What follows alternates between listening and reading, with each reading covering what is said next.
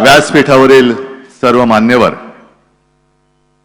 आणि समोर जमलेल्या माझ्या कुटुंबातील बांधवांनो, भगिनींनो आणि मातांनो,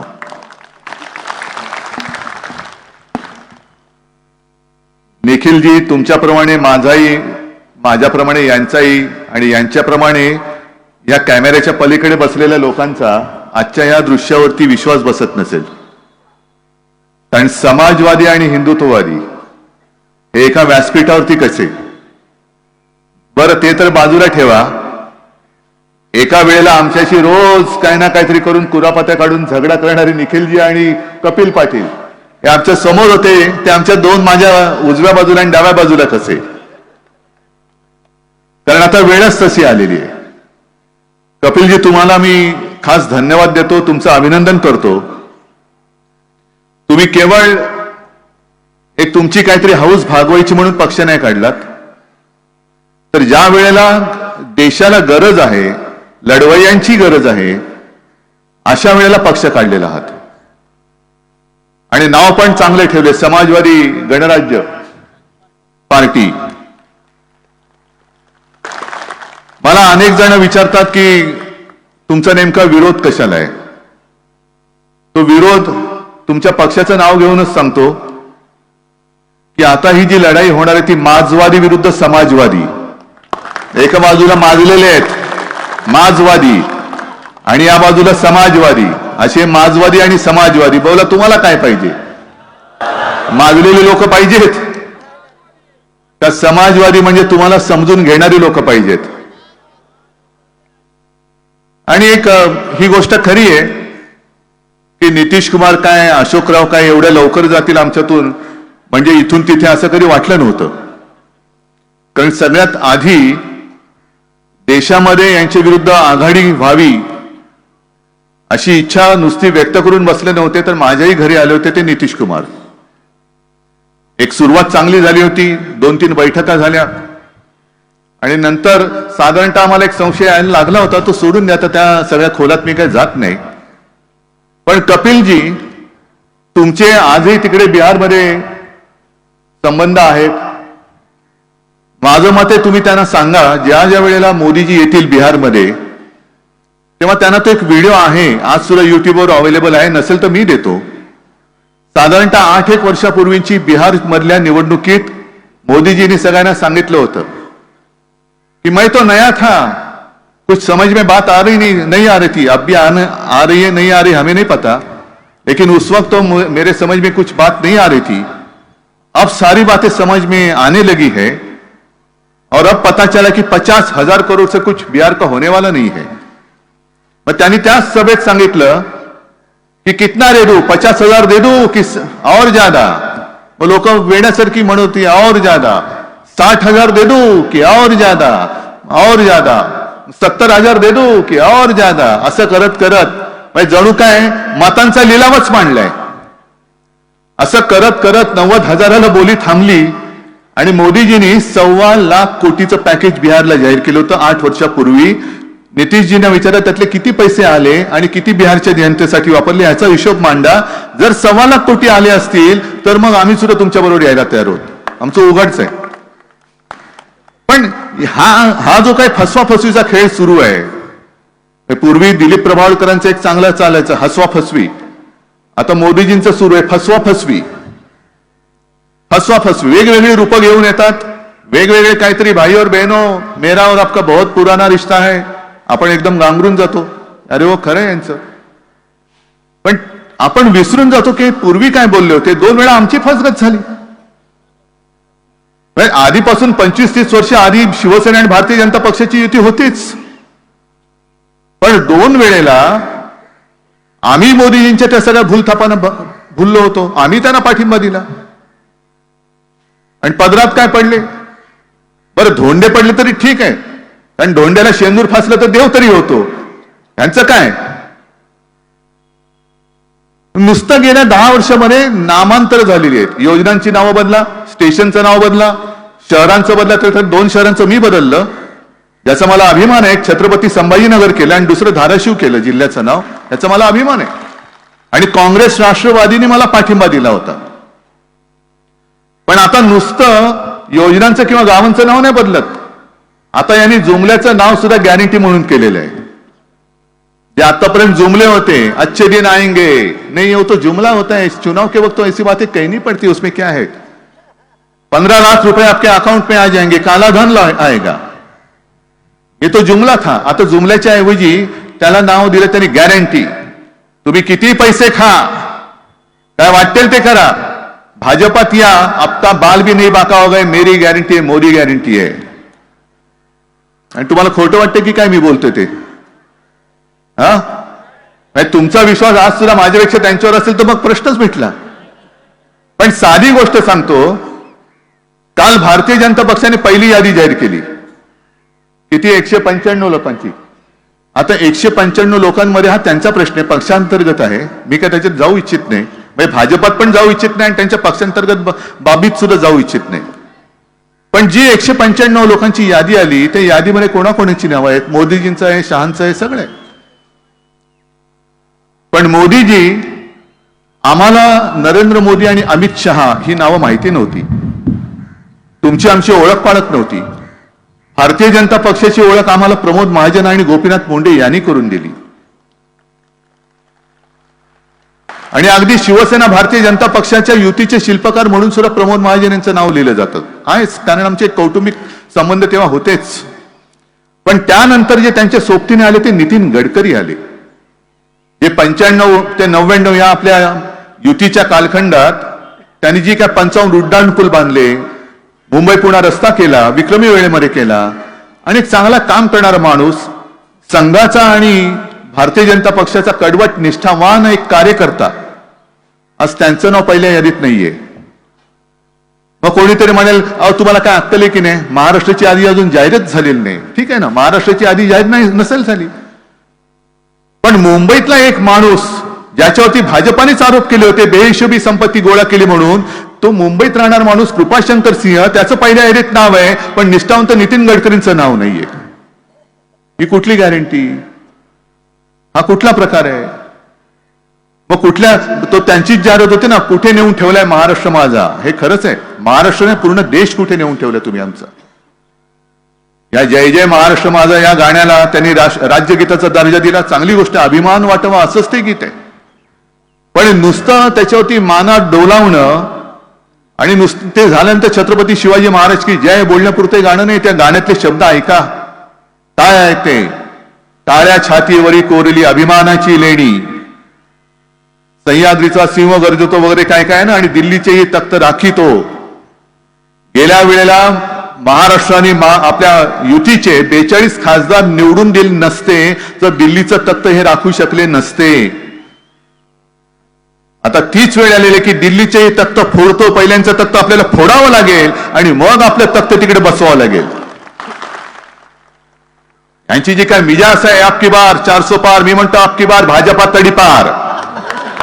या घोषणा द्या, आपकी बार जोरात, आपकी बार भाजपा तडीपार. कसले 400 पार होता ते बघतो मी तुम्हाला. अरे गेल्या वेळेला जर माझे 40-42 महाराष्ट्राने निवडून दिले नसते तर तुम्ही 250च्या पुढे जाऊ शकला नसतात. आणि 2 वेळेला तुम्ही आमचा विश्वासघात केला. आम्ही हिंदुत्व म्हणून तुमच्या सोबत होतो, जरूर होतो, पण आमचं हिंदुत्व आणि तुमचं हिंदुत्व याच्यामध्ये जमीन आसमानचा फरक आहे. तुमचं ते हिंदुत्व आम्ही मानायलाच तयार नाही आहोत. आज हे सगळे काय आलेत समाजवादी विचाराची लोक, हे का माझ्या बरोबर आलेत? मुस्लिम लोक मोठ्या प्रमाणात येत आहेत, काय येतात माझ्या बरोबर? कारण आमचं हिंदुत्व हे घरातली चूल पेटवणारं हिंदुत्व आहे आणि भाजपचं हिंदुत्व हे घर पेटवणारं हिंदुत्व आहे. आमचं हिंदुत्व हे गाडगे बाबांचं हिंदुत्व आहे. जो तहानला असेल त्याला पाणी देणं, जो भुकेला असेल त्याला अन्न देणं, ज्याच्याकडे वस्त्र नाही त्याला वस्त्र देणं, ज्याच्याकडे घर नाही त्याला घर देणं. असं काही नाही की गाडगे बाबा देव मानत नव्हते, पण गाडगे बाबा ज्या वेळेला पंढरपूरची वारी असायची तेव्हा तिकडे जायचे गाडगे बाबा. माझ्या आजोबांनी त्यांचं चरित्र लिहिलेलं आहे आणि माझ्या जन्माच्या आधी सुद्धा आजोबा आणि गाडगे बाबांची वेगळी त्यांचे ऋणानुबंध होते, स्नेहसंबंध होते. माझी आई सांगायची, बाळासाहेब सांगायचे की गाडगे बाबा घरी यायचे पण ते घरात नाही यायचे. बाहेर बसायचे. आमचं दादरचं घर मला नाही माहित तुमच्यापैकी किती जणांनी त्यावेळेला पाहिलं असाल, आता तिकडे सुद्धा टॉवर झालाय. पाठीकडे यायचे आणि सुनबाईला हाक मारायचे, म्हणजे माला की काय भाकर तुकडा असेल तर दे. आता गाडगे बाबा आले म्हटलं सगळे पण आजोबा वगैरे सांगणारे आत याने आतमध्ये नाही, मी बाहेर बसणार. आणि मग स्वयंपाक करायला लागली तर ते वेळेला सुनबाई असं नाही करायचं, तुझ्याकडच्या कालचा शिळा काय भाकर तुकडा असेल तर दे, नाही तर मी चाललो. मग ते शिळं काय असेल तर ते खायचे. आणि हे गाडगे बाबा जेव्हा पंढरपूरला जायचे तेव्हा त्यांचा खराटा घेऊन ते तिथल्या ते चंद्रभागेचं वाळवंट झाडत बसायचे काठ. मग कोणतरी जायचं, काय बाबा तुम्ही दर्शन घेतले की नाही मंदिरामध्ये, आषाढी आहे. ते म्हणाले हा बघ समोर जो पसरलाय ना हा माझा देव आहे. जे वारकरी असायचे सांगायचं हा माझा देव आहे. इकडे मुलं बाळ महिला किती आलेल्या आहेत. इकडे जर का साफसफाई नसेल, कचरा साठला तर रोगराई येईल. आणि जर रोगराई आली आणि ह्याच्यामध्ये काहीच घडलं तर तुझा आतला देव सुद्धा मला माफ नाही करणार. पहिले ह्यांची सेवा कर, ह्यांची सेवा केली तर आतला देव तुला पावेल. हे आमचं हिंदुत्व आहे, कारण हे संस्कार लहानपणापासून आमच्यावरती झालेले.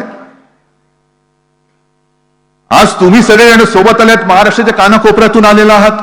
नेमकं काय करणार? आप आगे बढ़ो, हम तुम्हारे साथ है. आले सगळे तुम्ही साथ, काय करायचं काय सांगा मला. मला कुटुंब प्रमुख मानता त्याच्याबद्दल तर नक्कीच मी तुमचा ऋणी आहेच. पण नेमकं काम काय करणार? कारण आता पैसा तर अमाप आहे.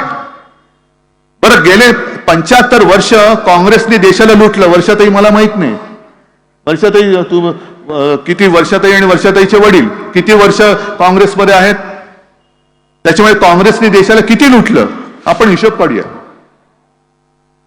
अर्थतज्ञ बसलेत, मला सांगा आता जो काही एक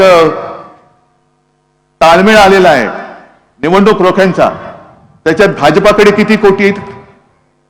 8,000 कोटी. आणि काँग्रेसकडे किती आहेत? 800 कोटी. मग कोणी देशाला लुटला? किती कोणी लुटला? काँग्रेसकडे तर 800 कोटी असतील, यांच्याकडे 8,000 कोटी आहेत, ते सुद्धा गेल्या 10 वर्षातले. म्हणजे जे काँग्रेसला 70 वर्षात जमलं नाही ते आम्ही करून दाखवलं. हे मोदी बोलतात हे एकमेव सत्य आहे की जे काँग्रेसला पैसे जमलं नाही ते भाजपने करून दाखवलं. 800 कोटी काँग्रेसने जमवले, यांनी 8,000 कोटी. आणि तरी काँग्रेसवरती आरोप करतायत यांनी देशाला लुटला.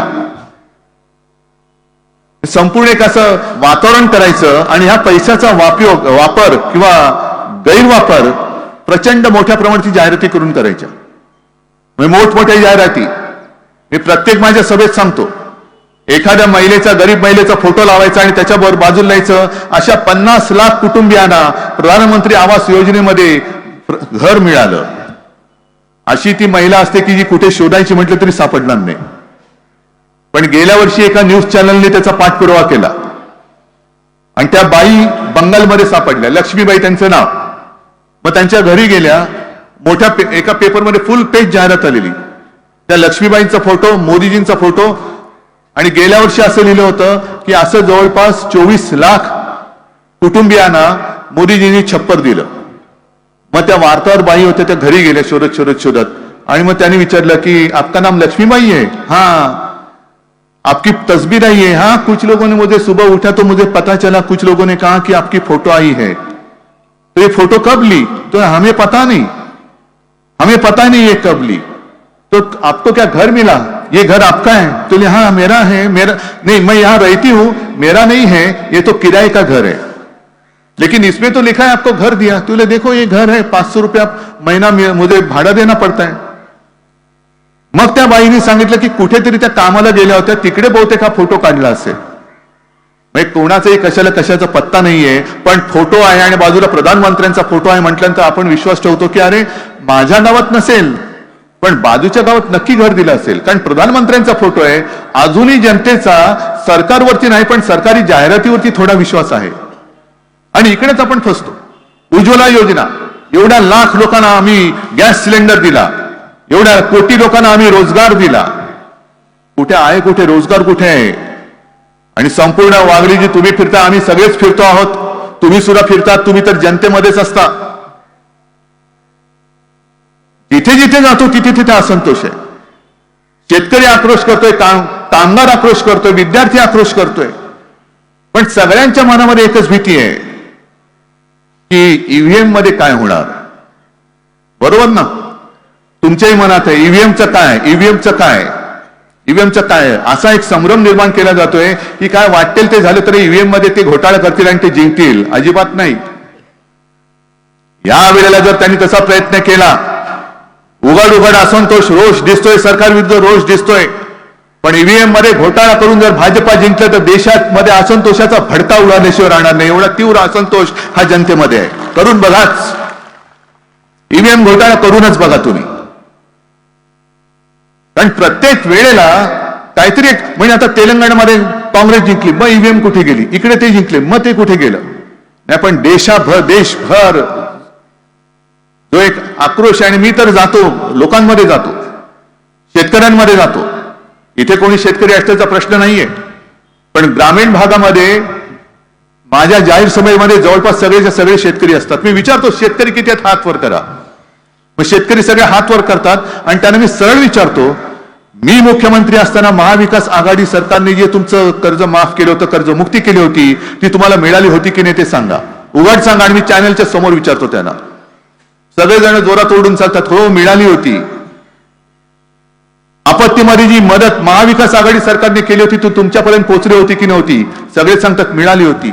मग आता त्याच्यानंतर हा दुष्काळात 13वा महिना म्हणून हे घटनाबाह्य सरकार आलेलं आहे, त्यांनी केलेली मदत पोचते का? त्याला पोचलेलीच नाहीये. कर्जमाफी तर सोडूनच द्या, पुन्हा कर्जाचा डोंगर चढलेला आहे. कपिलजी तुम्ही सांगत होता हे किती म्हणजे अख्खी रात्र जाईल, पण ह्या सरकारची सगळी सरकारचा नाकर्तेपणा सांगायला गेलो तर रात्र पुरणार नाहीये. आणि ही लढाई ज्या वेळेला मला आश्चर्य वाटतं की काही सुशिक्षित लोक विचारतात की तुमच्याकडे पर्याय कोण आहे. म्हटलं हा प्रश्न तुम्ही भाजपला विचारा, भाजपकडे पर्याय कोण आहे.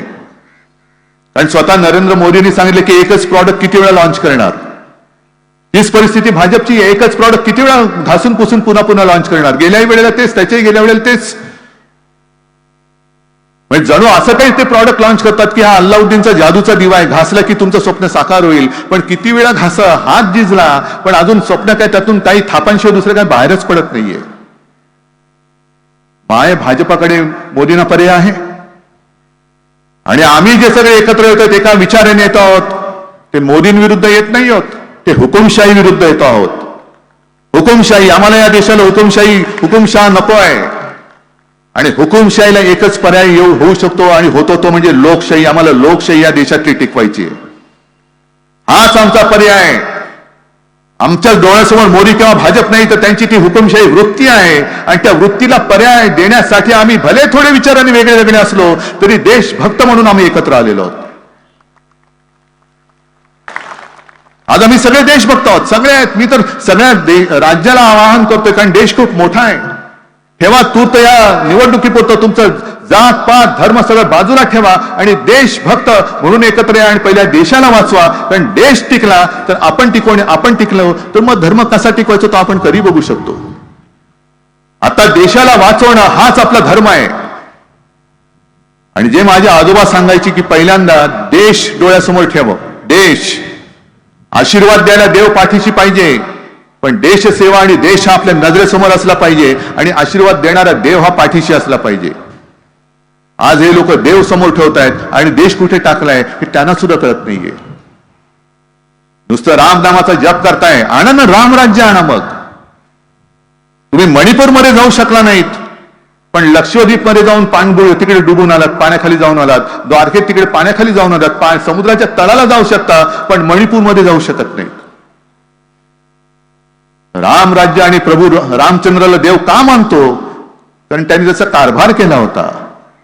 तुमचा नुसताच भार आहे, कारभार कुठे? हे रामराज्य नाही. आम्हाला नुसतं प्रभू श्री रामचंद्र नाही, आम्ही राम, सीता, लक्ष्मण, हनुमान सगळ्यांचे आम्ही पुजारी आहोत. सगळ्या देश आणि जगातले सगळे करोडो लोक, त्यांना रामाची भक्ती करायला सांगण्याची भाजपनी गरज नाहीये. रामराज्य कसं असायला पाहिजे हे मला वाटतं त्यांनी आता जरा देशातली जनता त्यांना घरी बसवेल तेव्हा रामायण त्यांनी परत वाचावं. का रामाची भक्ती आज सुद्धा केली जाते? छत्रपती शिवाजी महाराजांबद्दल सुद्धा त्यांचा गनिमी कावा एक प्रकार होता. गनिमी कावा कारण समोरचा शत्रू तुल्य फार मातब्बर होता. म्हणजे आज जसा भारतीय जनता पक्ष आहे, पैशाने मजबूत आहे, शासकीय यंत्रणा त्यांच्या दाराशी झाडलोट करतायत. आमच्याकडे काय आहे? तुमच्याशिवाय आमच्याकडे काय आहे? तुम्हीच आमचं सैन्य, तुम्हीच आमचं शस्त्र, तुम्हीच आमचं भांडवल आणि तुम्हीच आमची संपत्ती.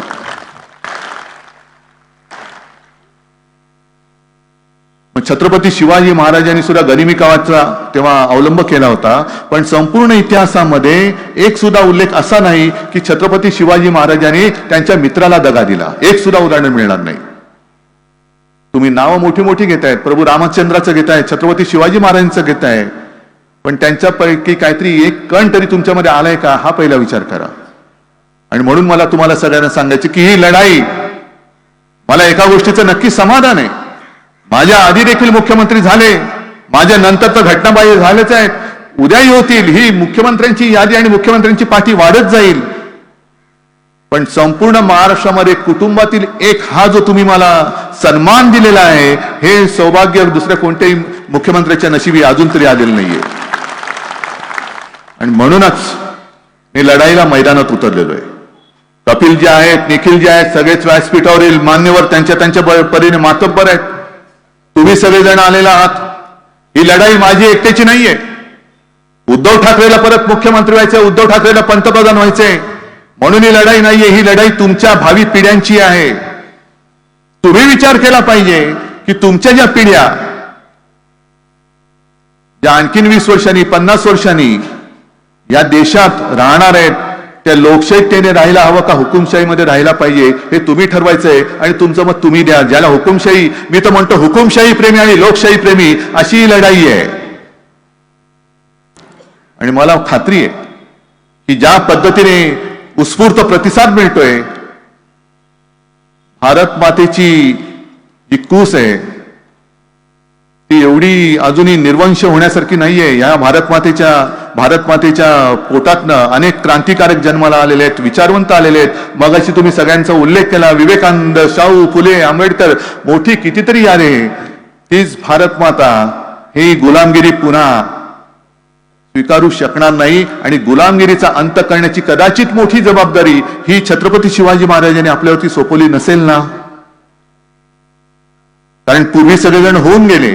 अगदी आणीबाणीच्या काळामध्ये सुद्धा दिग्गज साहित्यिक सुद्धा उतरले होते. पु ल देशपांडे होते, दुर्गाबाई भागवत होत्या, मोठमोठे विचारवंत होते, जयप्रकाश नारायण होते. अंधेरे में एक प्रकाश. आता हा प्रकाश आपल्याला पुढे न्यायचा आहे.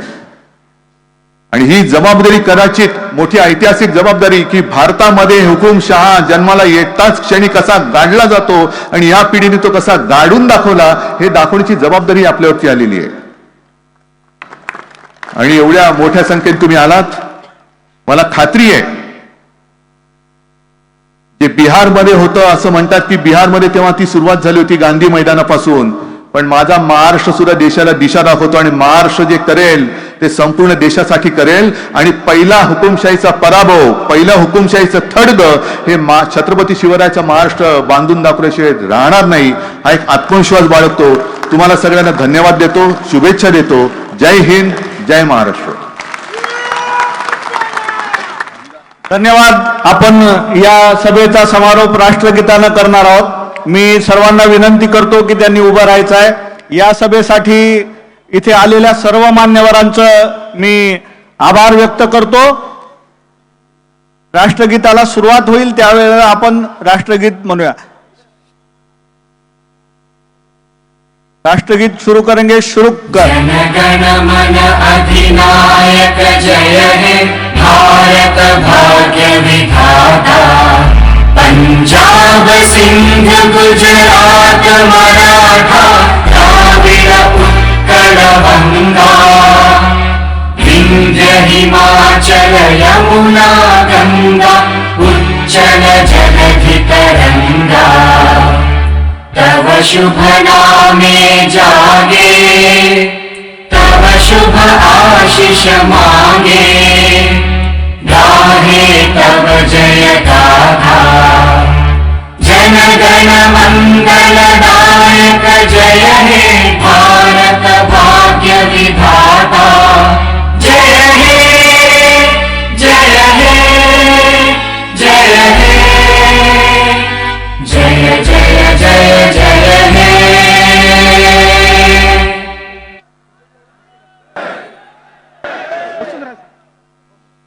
आपण सगळ्यांनी जागचे हलू नका, उद्धवजींना जाऊ द्या आधी, मग आपण सगळे जाऊ, उसके बाद हम निकलेंगे. या कार्यक्रमासाठी आवर्जून उपस्थित राहिलेल्या सर्व मान्यवरांचं मी आभार मानतो. आदरणीय उद्धवजी ठाकरे साहेब आणि सर्व मान्यवरांचे मी या ठिकाणी आभार मानतो. या